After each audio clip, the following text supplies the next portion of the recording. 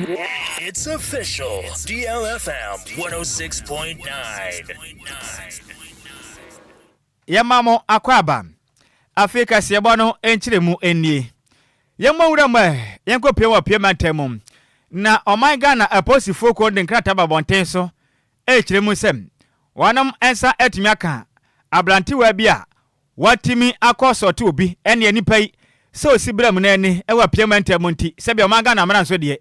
Etie esane mabone ne suntino. Aposi fo ensa etimiaka no. Ewa pie matenum. Na bemua na sa branti a Ghana Police Service for ensa kani apozi for chemze ne den aya Dauda Sumaila na krachi oya tanker driver's mate one de tanker driver bi ne se ne mate pa no wodi e wo tankam na won mu kirem se won mu saka no e wo furu so abusuma ye gomeyi ne da na etoso enkron enfempem mienu ne edenu nummum na ne nyina kire se omuhu se basabasa bi kwaso park rati okita market ene enkranta bantan pa no didi kwabrane awu ene tim timisa oburu ni pasa na mo kirem se dabe Ghana mra tia so sentin wanamansa etimi akana nkoko jamra no na mra no etimi enene ni yepam na positive ne kra ne kirem se aye anano afiade atwa mu na eyefuru so bosome no ne da na toso enan enfempem mienu ene aduonu enum na kopie mu ewa nyina ma eno wa pie mantem no mo kirem se ye aye tanka ka bi esi wonom anaba mu abi ekokoda ka ne nchen ena Dauda Sumaila ye metinti odu wonom no pa na se hwe krache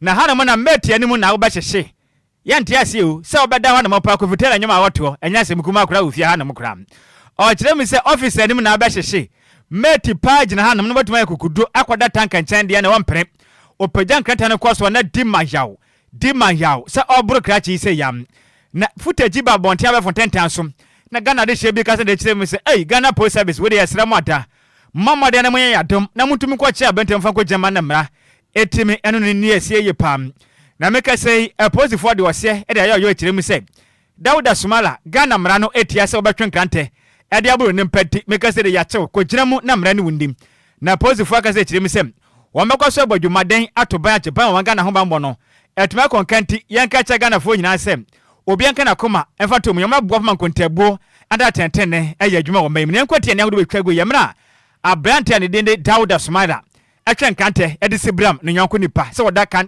tanka enchenti onti ase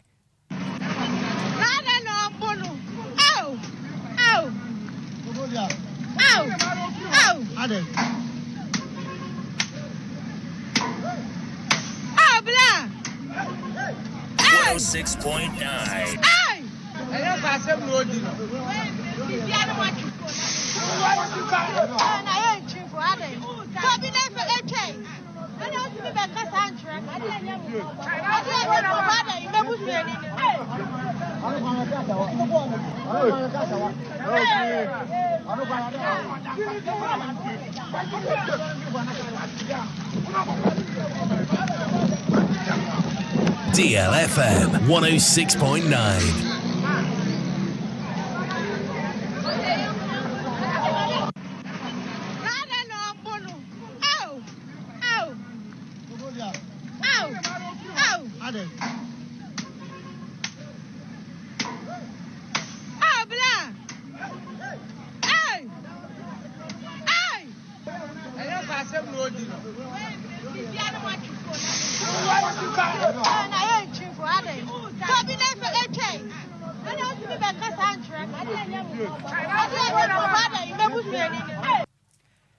I don't know.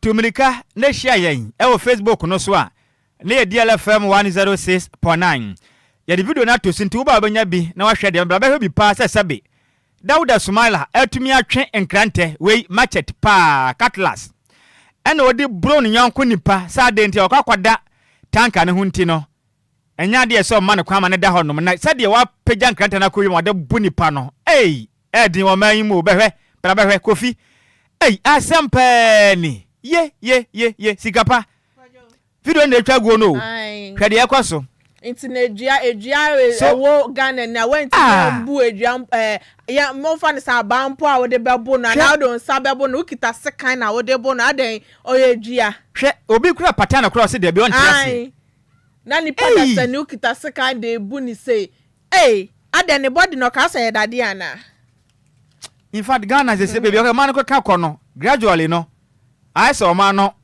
eba be lawlessness country I say mra in fact family nsem no di djuma sane ope I say Ghana ha ye ne dia nti otimi ye ne ope na okofree ya best Ghana post service ya do ma se na mo pa o matu mo modden asem na ne be ye adwuma pepepe ye mpese ye nte ho asem biu ye chi wono ma ya ne ye nte ba bi ekose we de ye sere no modden persecute ne kama se se okodama wonkodam free se de wo ye we de na che so ntumi nkum nipa se watumi apagya brantan e de buru nipa sa de adan bone be nko a de pa na waye ya do ma se de kan ma kire modden hu ni se obekwa kwada fiase na kire bi no firi mu fia sebe sansem hunu ne nkwase asem se ne sebe oni bio sika yanko yanim yanto akase bone so na enka ne mampani abedi akire eye Dr. Mahmoud Bawumia mfimpi mienu ni aduonu nine no na ye presidential candidate edema MPP amanyoko no nsama beto mampani John Dramani Mahama enim se omomode ano hye ne ho so sane be ya state security agencies for no munja ise omo hunahuna abandada no empanifo ne sase de omo ye ne de omo na mamanya sem so ade atai omani ye papa no de sem etujwa wa bra ye operatives bi omo free national intelligence biria eba omode akọ ye mashebejani ede ma asensa house ye Reverend John Ntin Forjo fie se omo kwa akọchi no omo ntimi anche no ana okasa tia adwumade omudi ye se omo anye ne yes cry sansa ya rehosem ade na wasamunam amanyosem so ede time crofo ani say into obomode ade ato MPP amanyoko ani so mo ka amakoma nto omoyem no mo ngina pinti no mo ndi mra so esanse mra wo mu idie so ma ndi mra so anyina pinti a de omo beye no age se ebia Ghana fo ankasa so ebem sanso no ode to Ghana fo anim say yedwumadi a ndi si aban ni di no anya de omo gitum ti ebeye ankomampani John Dramani Mahama ene na aban omo momode a enja dwumadi ewe a omo de sanse emboa yanto akase bono so ne yemfro wampanin dada bede Dr. Wanu Bawumia kache a ne enko pie mu Ghana Cocoa Board na make say Ghana Cocoa Board for den kata wa bonte so kire mu say obi a obomoden asikua na oye kokua adwuma o man Ghana mu diem producer price aban to kokoo no na bo no ebeye osorobo abo anase osurabro bo no etim de etim ensechire bia ntumi nko emfa ma wonom dada na won beche efa emfempem mienu ene de nunum ana finso emfempem mienu ene de nusia eye kokoo season no dada na eno na monsa beka na mpefo sem se o musa kopie mo e wala Cote d'Ivoire ne ade a kokoo ne bo no o ma pagam se hwe mo mani age ekuafo ne bo mu nsem ye Paul Cote d'Ivoire mema enya sem kuma kwa so Ghana fo de modie no tintin de tima ne tim na nkata abonten so e wo ye furuso bo so me no ne da na taso enwotwe ne Ghana Cocoa Board fo ese yanka nkire o man Ghana fo titiriw ne mu kokoo ekuafo ne sem ebo no entumensesa dada na ana monsa betuma ka firi sem eka bia da ho no de Ghana Cocoa Board no ekọ nka ne ye pa hu be nyampa so mamoden etuma bo adwumaden na wona tetu eka ne kakran nti se bim kotu kokoo bo no ma bedu baabi no ebe ha adwenti munye no am na mo kire mu se Cocoa Board dada no na ya 3100 sikada dem enti mo nkwaje 3100 ni fangu mboto na me ya adoma mere sem se ko ba se ka no mutue na hye pa ekọ na nim dia ebo no wanom betimi atumu Cocoa Board for say yanka nkire Ghana kokoo akuafo nyina sem wei enya otembia omotam na mum ni nyina ne sem one person omotena se hye pa na bo na kokoo no omotumpa kwan hodo mbefa so na bo na kokoo adwuma etuma konkanti we de mamade no munsuo na momfa ntwe opa visa de asie no omudi ho yaw nanso se be bo na kokoo dwuma de awdo omudi ne ma konkanti mamade no mum ni we mfa ntwa opa na mrepam kokoo bo sesa na se na ma konkan na se kokoo ehu se koye de mbeboa me kokoo bo no wanom etimi atum we ne nkra hodo am Ghana Cocoa Board for mpeni fa kache ewie yade mo chechire mo ede esomo Yento akase bone se na mampani John Dramani Mahama abebu ne bem se eye levy tax na we ye free won ya ade ebeboa na sikasema wafa abefo kwan so didi dwuma no etime anyi ede akona nim ye pa na ye levy na ye 1% tax omode atoso se wo sani ska na bibia na ye ofowin so botom ne de toso mienu e won fimpi mienu ne de onunum ana obo omode a eyi free honom na broadcaster we ye CZ eye Ghana Business Corporation Seminar no so moving pick hotel e won knan man na odi tudwa na oche se eye 24-hour economy no eye police no de ba na beboa na eye CZ eye enterprise for ne Ghana for di dwuma ye pa eno beboa sanso no wogidie pa se eye 11 we ye fi wono ebetimi aboa oman no In financial and digital services, Ghana is undergoing a rapid digital transformation. The recent repeal of the e-levy on electronic transactions, among other taxes, promises further growth and inclusion in digital financial services. The cutting-edge solutions by Czech companies in fintech, robust cybersecurity frameworks, and sophisticated digital infrastructure development would be invaluable in accelerating this transformation, bridging the digital divide, and further enhancing inclusive financial ecosystems. Ene ya uti ye Ghana man penny John Dramani Mahama. Yantu akasia wanu swe ni yanko pie mum. O penny Paul no wabin ye pa awa hobamo ense mum. Ne den e de professor Kwesi Anen akase chiremu sem. Ye ne wanwan ye pa so manga na yatim sese no. Ghana man penny John Dramani Mahama. Sabe wayi nani saa de sabe penny boni a wayi mframa wotwam. Ana watena se ena waye hwehan saa ma osofo no ena ohwe man Ghana eye ye manwe sensem so mekire interior minister Honorable Mubalak Muntaka ono aye ma se bojade ma de hia wonom ewase wasantimentemu o kire mu se o ma ya tem sese no wonom gusu konkoden aboa magalamse na ase atunti wo amonone na bepi o man Ghana na akotu galamse ne ye chew se o ye China ni se o ye hwanpo ya chew se te waso be ya hyepa no ane se we yamfa nkoto prison if is a Ghana no and now Ghana prisons na hono ma ba pe so e hono ma yema mom ya chono ya Ghana ni de be koda fiase Ghana ni be kodem ne mom wo fe amano ne de a onkodem efrisem yentimi nkofala yamfa ma ema wensu koye twintwanti ye be jaw kwan deportation na wakokrum na no panini central focus na o kire mi se Muntaka Mubalak this ana motie ye e so wo ka kire Ghana for no ntu eni ana mo ka kire banda da se enkabe ya galamse only state of emergency infanto so na galamse atu ntwa na asmba ye monka se nyina se sai sabe oba be ma wokọ mape wokọ oba no pewie na wuwie a na nada nkwa o chemse ma mo kan mo akra opani aga se kirem se odi ya papa wa ntila minister oni Ghana ban efrisem adenti na yete o manyimu na prison na hwaye ma no ya chi Ghana ni a okodem na yachi obi a wa ma no ne de a ye gya ne kwa o chemse sabe se ye ne ye de na o man Ghana se de ne ye mra no ye sini tiate pam opani aga se kirem se ebeka ya emna Ghana man pani kopie mu e o man Ghana mashi bedwam na o state of emergency state of the nation's address e won sensem to dwa na o kire mu sem ade ebekwa akute Ghana pa galamse no anan so ye threat e de Ghana security nti ye ntena se nyanhwe ha galamse no ense o man Ghana man kofo okon kese fa Ghana nti e ba ne se na Ghana man pani kire ye nsem e free na kwade se ye chona wa manoni ni a na sabi u di dream o scam obi ye beja wo kwa o tu galamse beja kana Ghana ndi de sabi ono nkwa akwa amoa the train yen jemfa nkotu afiase wakaze kirem sem Ghana panin sesa na adwen sente sa pa sa motu odi be Ghana galamse no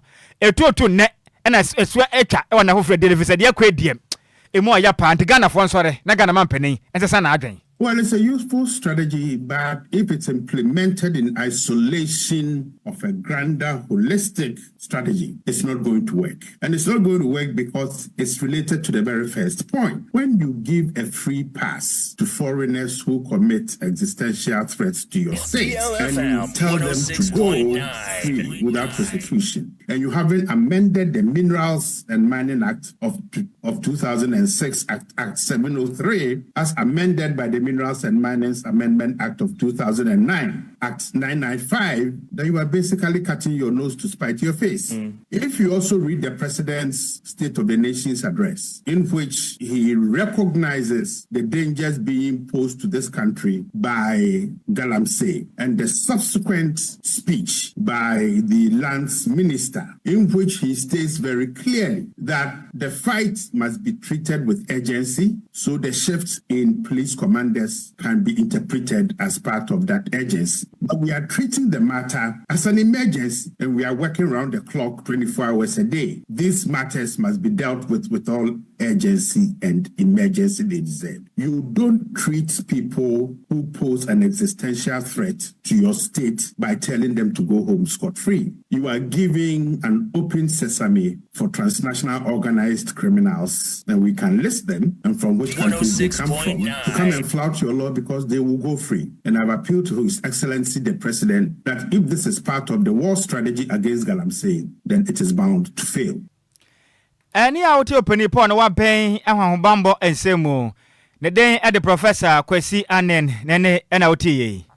Yentwa kasia bone so na ye omampani dada na de danko akufuado ene na aban ye MPP aban no eba ye no omo de taxes ahodro ebegu akwama ebi ne ye levy no betting tax emission levy ana COVID-19 levy ana chese timenfo ni bebre kasa dia fa oni titiriu ene mebnu no na bra mfimpim yenu ne aduonu nan campaign no ekoso na NDC aban no elibetu dwa ebeche bosa ya don bebo modi ana omayi eye taxes no ede free war into kwada eyo for win so bo so me ne de to so mienu e won fimpim mienu ne aduonu numnumu ana ye omampani John Dramani Mahama ebo modi agi be oni tu mu etimi etwa taxes nim e wo manyimu na bra eye timenfo ne eye Nhyiraba Kwadwo Sammy bi etwetwe nkomo na mo kire ne se ebi mu de omani agi hu ye pa omo kase betimi eyi ohaw e de afri omo so ebi nso kire ma eye adwuma eni oman ni mu ni ntino bebre na anti ase de nti aban dada no e de taxes no ebeto ni titu ni mabru na omo mpadwuma bia eye no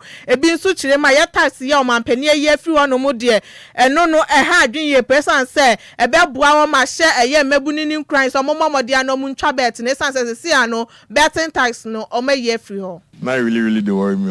Then time you see the J1,000 per number, then go J something Charlie. The calculation everything you go do, you go come then it's here. But now wait and J for then and there. Really they help. The money they chop no, in night they were doing night they get. Yeah. They worry me because if you stick the bet no, my own money, then they take 10%. Why? Oh, I feel cool. Now I go feel bet well. Yeah. I mean they really they worry me.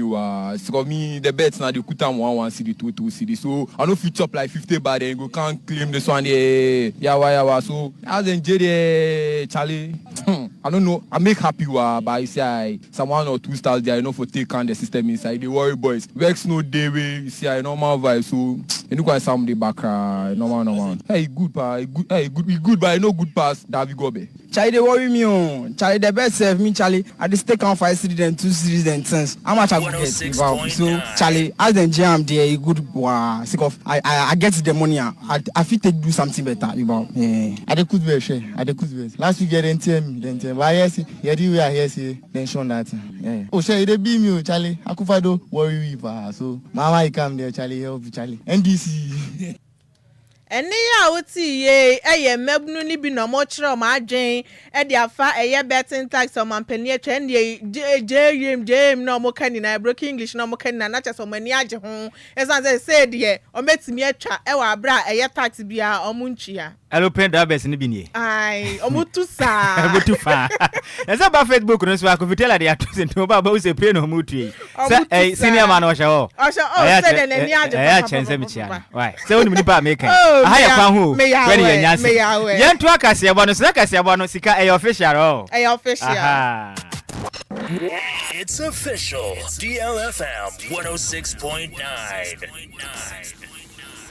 Yentu akase ebo se ko PM ewa bono mantenem na bono mantemu suafo Joseph Adai Akwabwa akasa echiremisem sesi ye de yankopa yatom wanom ensa etimi aka mensini kra chentim adwumade ma bekwa so pa mampuntu atimi aba bono ene ne mantema hodo nyina mum no aka se na wo chiremisem ode adesra kese ede to asem members ne nyina nimusem wammo Muhammad ye pa se mbokwa so agba adwumade etimi abo ahwe emma mpuntu atimi aba fise yawto aba wie na mperifo atimi apa mensini kra chenenze mpuntu kwan so ano ena wonom asei eye Joseph Adai Akwabwa eye bono mantemu suafo no ode say de tuja emra gimade kese e koso no moden eje deputy chief executive for the tuja and some the two mu e waye Doma West and afin so Brekum West na minister kase na o tire mi se anoma papa na say adwumade a mabɔ no e be kon kan senti ototo sada sa semefo nyama mode antampanifo na chi no mo adwumade na mo som e bono ene mantemu nyina sompa ode nsem sei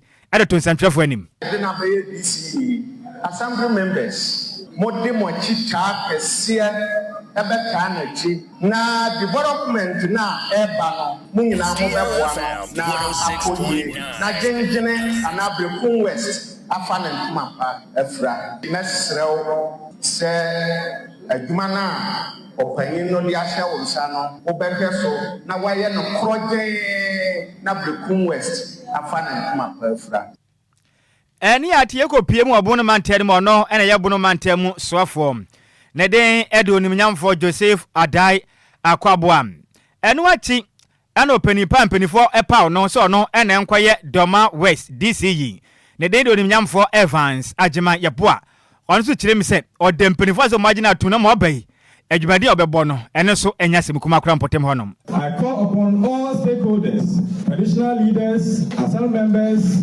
youth groups, civil society organizations, religious bodies, and the private sector to come together as one people. It's DLFM 106.9 and unity.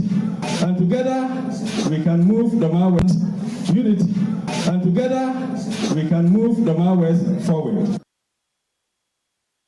Woti ye no okopie mo ewa bono mantade mu hono mam ono ana ye chief executive officer empenifo apa no so no ena onko na onko nkwada Doma West ye mensin no anom enu eche nso ana brekum West openipo no so gare mampeni epa na ne assembly na gina tum so onkoye eye chief district chief executive eye Mr Collins Asuma onso chim so dempenifo ase so mata na chi ye pa ne senti obekwa so abadwumaden ahwe hunu se mpunto obekwa so ehumasua ene nnwuma so bebu so mebo no enya adwumapa etimi aye ewo Doma ene potem. I assure you that I will work diligently with all stakeholders, our traditional rulers, religious leaders, governmental partners, the entire citizens of Breku West to foster sustainable growth and progress in our district. Breku West district has immense potential, and I'm committed to work with all of you to harness the opportunity we have within the district and around us. Eni atie ko pie mo ewo Brekum West no ena Ghana mampeni apa no se nko bo adwuma se mensin krache ne den edonim nyamfo Collins Asuma ena wote ne kan ne kwakura mo na sentwerefo eni member of parliament edi ma Brekum West Dixon kire dua e ka se no kire mi so obekodo na ni de di eye DC fo ni nyinachi ahwe se mpunto obekoso emanwuma buso ewo mantam no emu.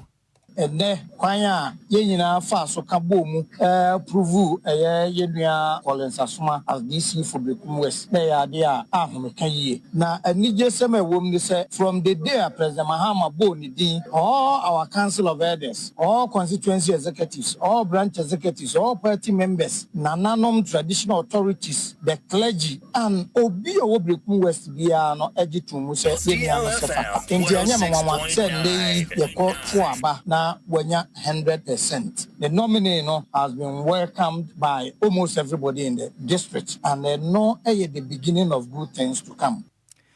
Any awoti or none of us I am a bedwani at the Madesha, one more Brekum West. The day the Dixon, Chile, Dria, Nene, and awoti ye.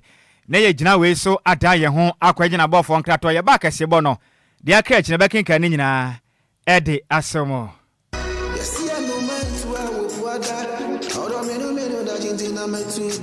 Makwantu ohunsam eye medadwen nanso meyensam tro ne nti menya daje ye hwehwemu ekohu Sunday Sam's consult na wonum nti ende metimi ba menya bre ne adaje ekenkan ye eye investigations about womo ana mehu se wo apply for visa assistance a enfeli efri se wonum ewo track records madansi die nie ma menintreo Sunday Sam's consult edi britia wabi ebeje wo visa amawo se wo ko United Kingdom, Canada, Dubai, Poland, Croatia, Nafe Kradia, Serbia, any Greece in so abeka ho a work permit etechere. Ma menchire wo mo echire kwan. Sunday Sam's consult ewo Ofanko barrier, Asofan, our Bay Wise Park Hotel, ewo Asofan New Station hono a. Phone number 0244 291546. Email address nso samuelowusu626@gmail.com. Yeti ehudi enti, we connect dreams with opportunities. Emanenye wadwendwen, frɛ wonom na nso bedi adanse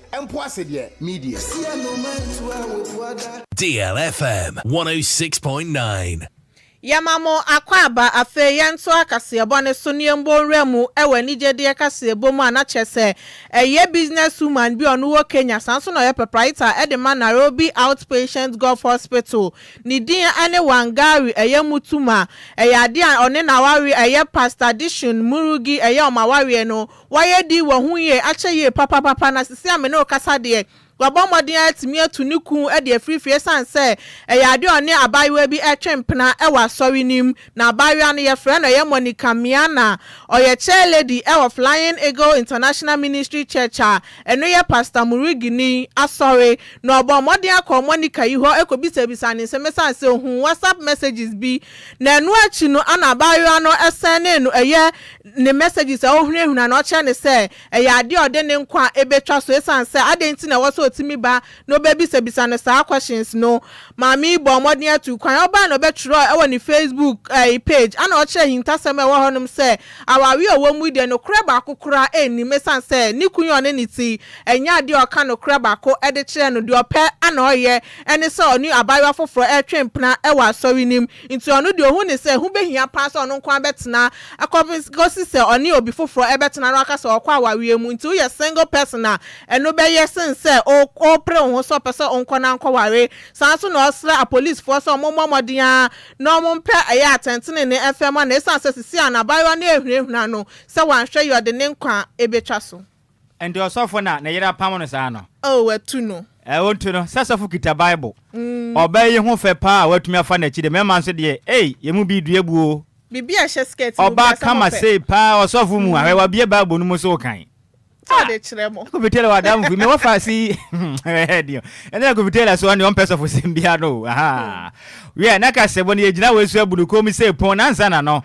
yen kenka madwenche ne tew emfa mama ne yen sore so na nadwa seki ene efi ha no mo ebe so se de we every Richard ahwe no chim say good afternoon to you Pentecost Eda Takwade Kwadwo krom twebe wode shikonkrom Nhyiraba Kwadwo Sammy bi ne Adwoa Agyei Sikapa chesa kaseboi emu oda party san man man official DJ Ghana feeding so na egbe station honom ohwe yen edifune kasebo na hona Ghana fo nyina etie difro chirem sem shout out Enquires dear College Association for na fin so DLFM adwumakuo ni nyina ya dase senior we nso every baba mahama oboase na ochirem say NDC and President Mahama came to deceive Ghanaians.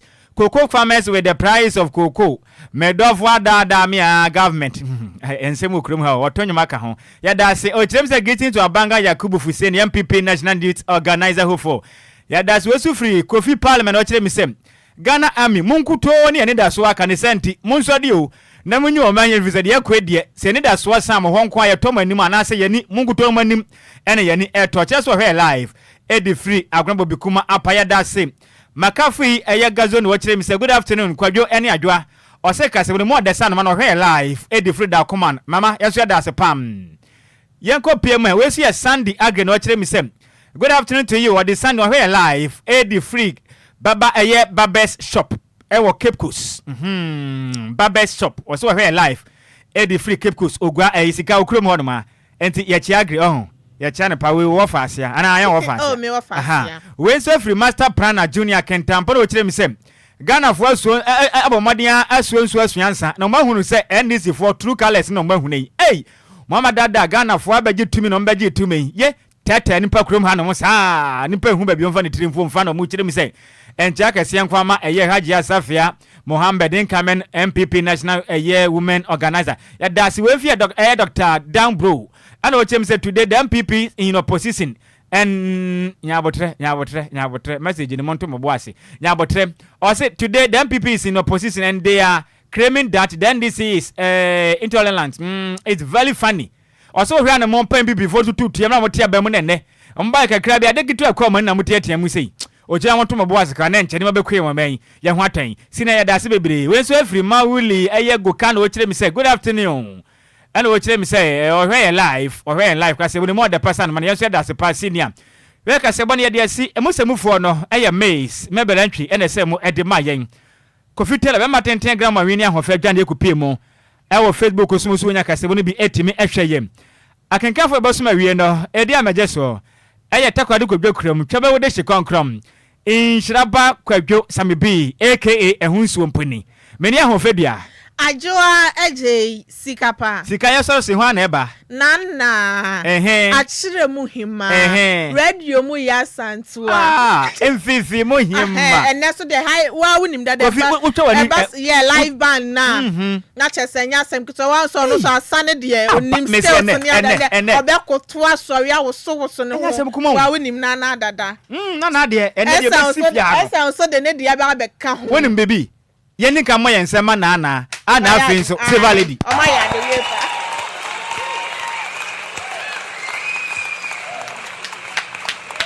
Na woni ma dia ma niji ofia ha. Efia na mo ma no. Omo wanim nyam, omo wachi nyam, omo ofimfin nyam, baabi anyam ana meboa. Oh sa pepe. Enti na Ghana ni a wonhye da hu silver lady da. Wo hu na Adwoa Siriki da. Wonya hu sexy journalist da ene fo ani ko tua wisi be hwe ade efia be hwe mfidi egu hanom. Kankatasi DJs gibi. Wahyehyɛ mfidi ni kama. Na masansenku egu ha no Esne David emra otonwom ekokungo light no anazika meboa. Ene fia ha. Enti sorry sui hwa na eba. Nana. Achire mu hima. Radio mu ya santu. Me Simon Demba ko aya ye frɛ no nkoso hima. Nkoso hima. Oma bibia akɔ. Ene a live band edition of DLR. Na wonim say twenwu say akɔpem say bɛbɔ sɛn 6 p.m. Na momfa news no nka ho na ke na dia mo yi. Me wo fa asifo yi. Obi aka kyerɛ me talent. Ye fa news no monwom ne. By 7 na ke afon. Say e ho nka me no me no bɛba bɛgye mic no. Na ke kyerɛ talent. Daddy Lumba nyom de na nka bɛto. Encoding. Me fi nka me de me pede encoding. Aya na man tabu me man bi kwase nka me go digger no. Samu. So to go digger am so me say encoding. So man fa news no so man fa mo live man na e ba kɔto no kufu odua. Ana meboa. Dio for super plaza ana meboa. Ye ma mo nyina mbo ene tia adehye. Midimafo